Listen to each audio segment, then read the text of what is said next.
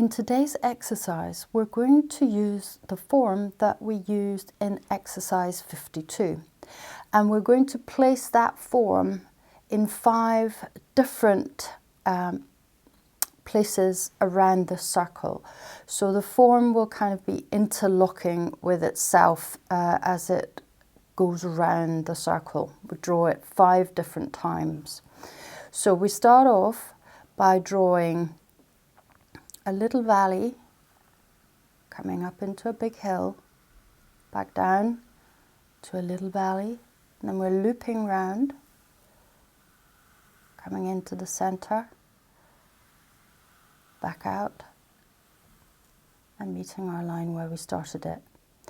Now, you'll notice that as we go round the circle with this form, I'm going to try and make sure that I cross over the lines on the circle. So we continue here. We go little valley and then into a big hill, coming down into a little valley, looping round,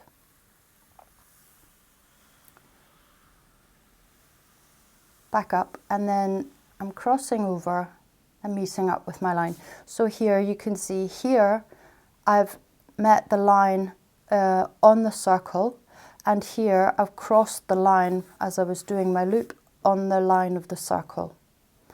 The next shape we draw, we start here. So we're basically working our way around clockwise. So we draw a little valley, come up into a big hill, down into a little valley, looping round, cross over, come into the center, and then we cross over and meet up with our line where we started it. Now this loop here, the third shape that you draw, this loop here should sit roughly underneath the first loop inside the circle. So that's a sort of guiding point. If you draw your shape around the circle and this loop isn't sitting underneath the first loop that comes into the circle, then you know that something here should be adjusted.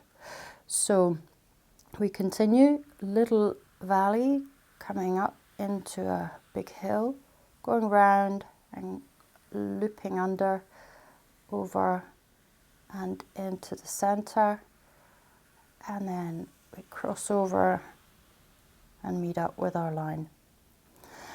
Now, as you can see, this loop, first of all, it got a little bit too large. And secondly, also, it's not sitting in the middle as it should have been. So it's sort of misplaced a little bit, this loop. Really what you can do, of course, is you can go over your line. But I suggest if you see something like this as you're going around your drawing, then finish your drawing and start a new one where you pay attention once you come to draw this, that you don't go too far up, but you come in the way. So, final shape, little valley, big hill, little valley, and then we're coming in to the center and back out and meeting up with our loop. So this is what your shape should look like.